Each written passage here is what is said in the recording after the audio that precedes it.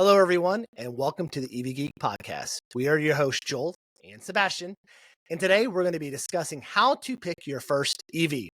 With so many options on the market today, choosing the right EV can feel overwhelming. But don't worry, we're here to break it down for you. From understanding the different types of EVs and their benefits, to considering factors like range, charging infrastructure, and costs, we'll cover everything you need to know and make an informed decision. Let's dive in.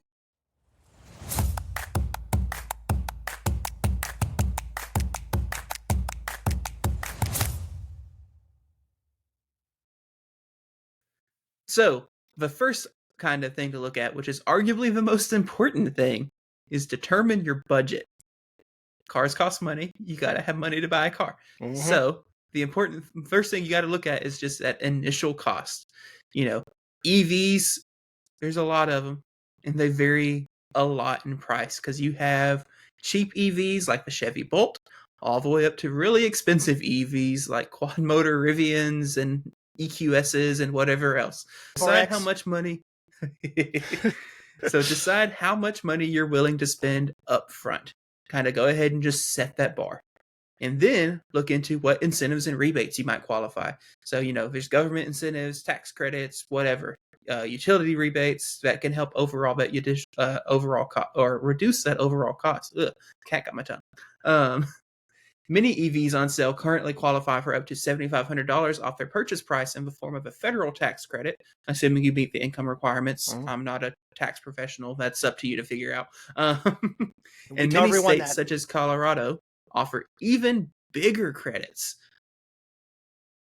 So this is very important, is understanding your budget, understanding what you can afford, and figuring out those incentives and rebates. A lot of dealers will do these. In fact, most of your new car dealers, almost all of them, will do the rebates off the purchase price. You don't have to apply for it anymore and things like that, unless you want to do that. But like Sebastian said, talk with someone to make sure you qualify for the rebates. What you don't want is when you're filing your taxes next year is to be hit with a $7,500 tax bill because you didn't you exceeded the income threshold for these, especially if it's a used EV, because the used EV threshold is down to, I think it's 70 or 75,000 a person or 150,000 a couple. So, a couple can easily go over that price. So make sure that you check your taxes and make sure you apply for, or that make sure that you qualify for some of those rebates. And the initial cost. And it's important to, you just mentioned the used EV credit, and I just wanted to bring up, so there is the used EV credit, which the main stipulations on it, like you said, is the income, which I believe you're right. It's $150,000 for a family, 70-something thousand for an individual. And then also it has to be at least 2 years old. It has to be a vehicle that has never had the credit, used credit claimed on it previously, and it has to be under $25,000. Yep. So make sure if you do all that, you get $4,000. Yep. Yeah. Up to that. If you're buying $4,000. If you're buying a $5,000 EV, you don't get $4,000 off. It's a certain percentage, but you could try. So yes, and the next thing you got to figure out when you're purchasing an EV is assess your driving needs. Me and my wife, we both have EVs. We have different driving needs. She drives 20 miles a day at the most, to and from work. I have a little bit farther drive to work. I pick up kids. I have to do a lot of driving around the city for my primary job. So my car needs a little bit more range. Our cars actually have about the same range. She has the EV6. I have a Tesla Model Y. Our cars roughly have the same range. But assess your driving needs. If you're going to be someone who's driving a lot, don't buy a standard range. You can't anymore. Don't buy a standard range Model 3 that's only going to get you 230 or 240 miles, or a Bolt, no offense, or a Bolt that's only going to get you, 250, 240 miles of range when you need 300 and 350 miles of range. So, calculate your driving distance to determine the range that you need. Long trips, figure out how many long trips you're planning to take. For me, it's one trip a year, and it's to the East Coast. It's 13 hours. I know exactly where I'm charging. I know exactly where I'm stopping. It's a no-brainer to me. I don't have to guess. I'm not like, oh, where am I going to stop at this time? I know first day, the first 3 stops I'm going to make, and the second day, the 3 stops I'm going to make, easily planned. So yes, make sure you're doing that. Make sure you know your charging location and things like that. Just figure out what your driving needs are. Buying an EV, it takes some planning than just deciding to go to, your normal car lot one day and picking up a car. Because what we don't hear at normal car lots is like, how far is the distance on this car? How many miles does it get on a full tank of gas? I never asked that when I bought a regular ICE vehicle. I just bought it, and most of them get 300, 400 miles of range in a regular car, which EVs can get you that too. So yes, make sure you figure out what your driving needs are and you buy an EV suitable for that. So yeah, and the next kind of step goes hand in hand with that is, where do you plan to charge it? You know, the best and easiest place to charge an EV is wherever you're going to park it for a long time. So Mm-hmm. whether that be home or work. But if charging at home or work isn't an option for you, then you will really need to evaluate what kinds of public charging are available close to your home. Mm-hmm. And this kind of gets into, you mentioned long trips earlier. If you know you do a lot of long trips, don't buy the EV that charges slowest at a public station, right? I bought a Chevy Bolt because I use it mainly for commuting. Mm-hmm. I've take it on maybe like one or two kind of long trips a year, and even then we're talking 1 to 2 charging stops on the trip. It's not anything crazy. Mm-hmm. I knew that going into it. I knew it didn't charge fast on a public station. But if you're going to be someone whose only charging option is to charge at a public station, you might want to pick up an EV that has a higher charge rate, just so you're not spending so much time waiting, right? Yep. Really, ultimately, though, home charging or work charging is your best bet, especially considering now with companies such as brands like Ford doing what they're calling their Ford Power Promise, where they will actually provide and install the charger for you at your home. It just makes everything so much simpler to just be able to get home, plug in your car, unplug it in the morning, you're good to go. It takes 10 seconds to charge your car, right? Yep. You don't think for about it. me, for me, I'm lucky enough to work somewhere that has 7 free level 2 chargers, and we don't have 7 EVs on staff. So Yeah. I mainly charge at work now, and it doesn't cost me anything, and it's amazing. So yeah, and this is a very important point you brought up, because I recently had a relative who went out and bought a used EV. He got himself a 2018 Tesla Model 3. You know, qualify for the EV tax credit, end up getting for like $16,000, a great little vehicle. However, he never checked his breaker box to see if he could install 220. He ends up getting home and realizes that his breaker box is full. He can't install 220. There's no more room in there.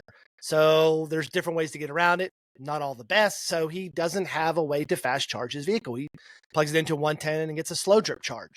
Mm-hmm. So that's the kind of things you kind of need to check out. Say, hey, I'm thinking about going EV. Let me open up my breaker box, see if I have an open spot for it, and think about, the cost it's going to be to kind of install a charger if you need to, because those can range from, $500 to $1,500.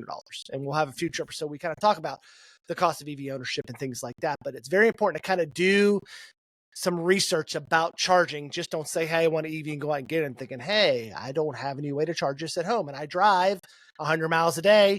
A 110 is probably not going to get you 100 miles a day. Unless you, but if you drive like 20 miles a day, like you said, your wife did, a 110 would be perfectly fine. It would be perfectly adequate. She leaves the house with 80% charge. She gets home with 70% charge, plugs in, and she's good to go. No issues. So, Yep. And this goes hand in hand with the next question, the next kind of consideration. It all ties together. This could have really been one bullet point. It's like a tangled web all put together. So you also want to consider range and battery life, especially if you're buying a used EV, because there will be some degradation on a used EV. The older it is, the more it's going to degrade, which means that 250-mile range car may be 220, 210 because of battery degradation.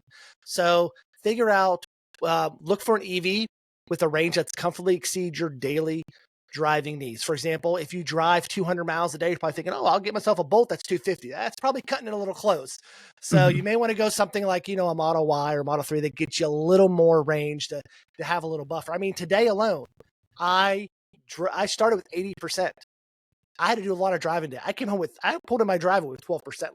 I mean, I did a lot of driving today. That was trips picking my kids. That was a trip out to Conway and back and things like that. So I could have charged, but know your driving, know your range and your battery life. Also, investigate when you buy a car, whether it be new or used, check with the manufacturer to see what the battery warranty and expected lifespan is.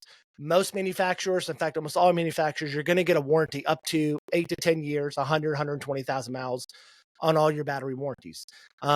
If you're getting close to that, you can always look at buying an extended warranty, either from a third party or from the dealer. They'll gladly sell you one. They will. They'll gladly sell you one that can get you an extra 30, 40, 50,000 miles. Because if you're going to have a huge replacement cost on anything, it's going to be the battery. So figure out, how old the battery is. Figure out if it's like a bolt, has that battery been replaced? Because technically, if you're getting a new battery in your car, you're kind of technically getting a new car. Yep. So those are things you also want to consider when buying your first EV.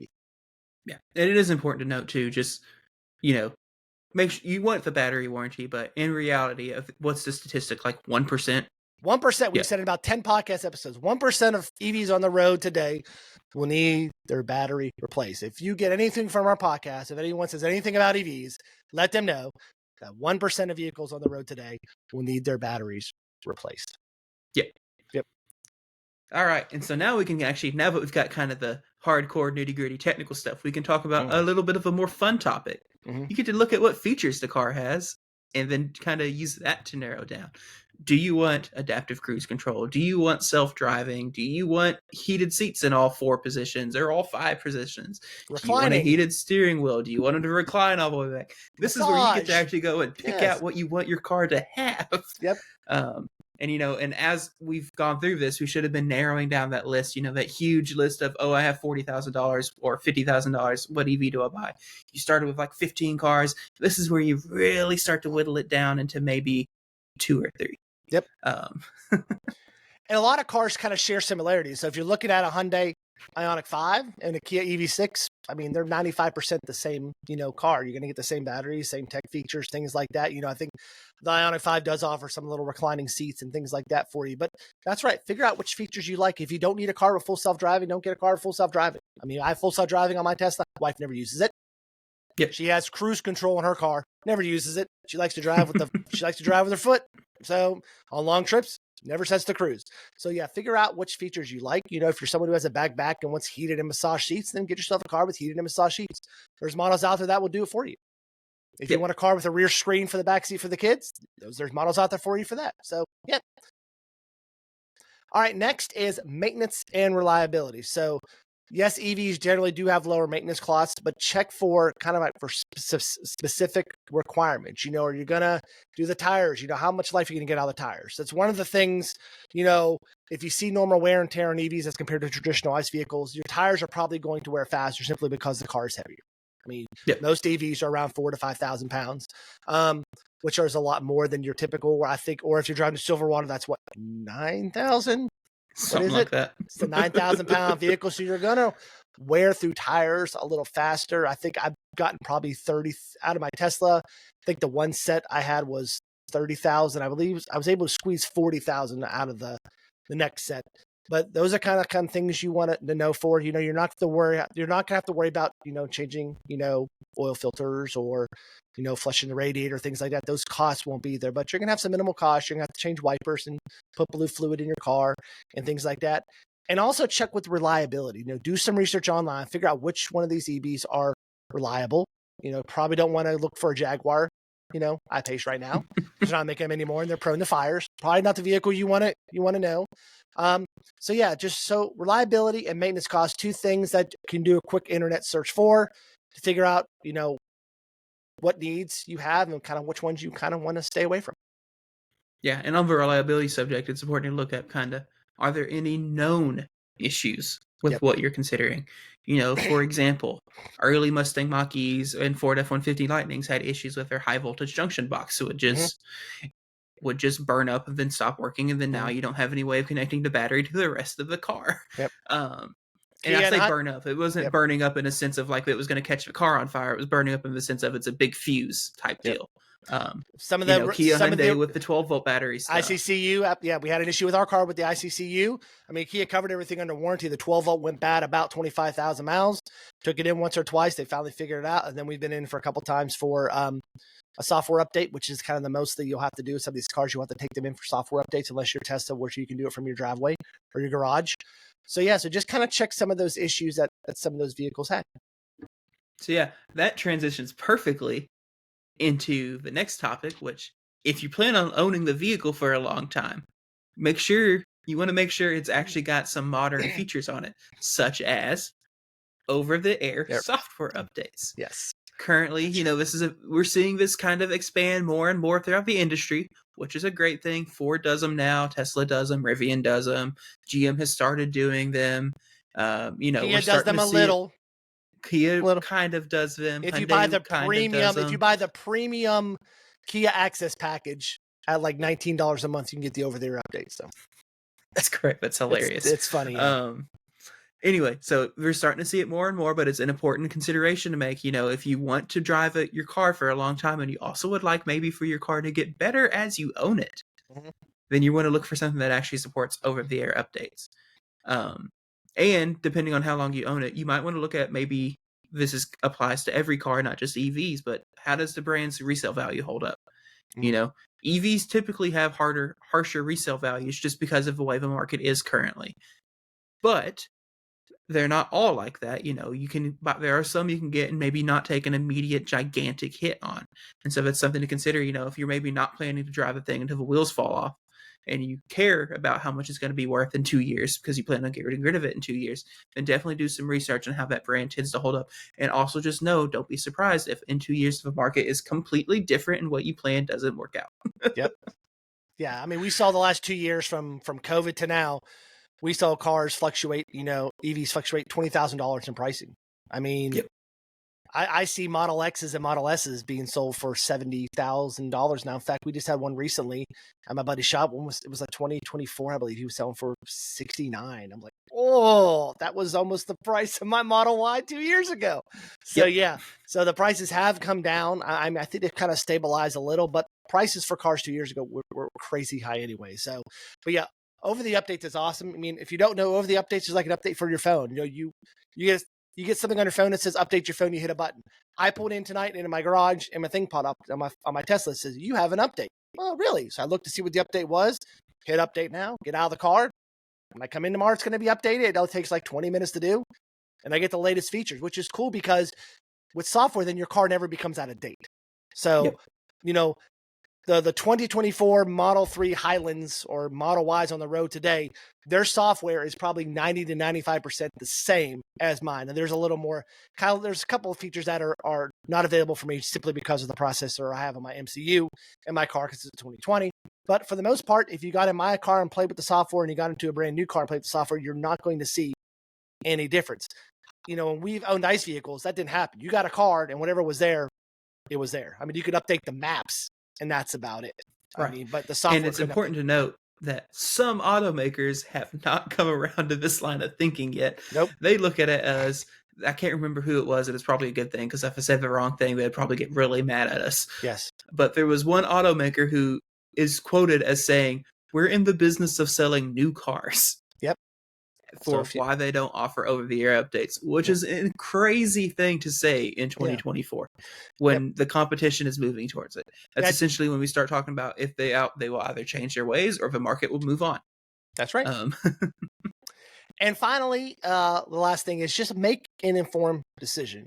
Always test drive the EV you're interested in. They all drive a little different. They have some similarities, they have some differences, but always test drive one. Always do your research on them. Like we said, you want to make sure you get the right one for your needs. You want to read reviews. Come check out our episodes in our podcast.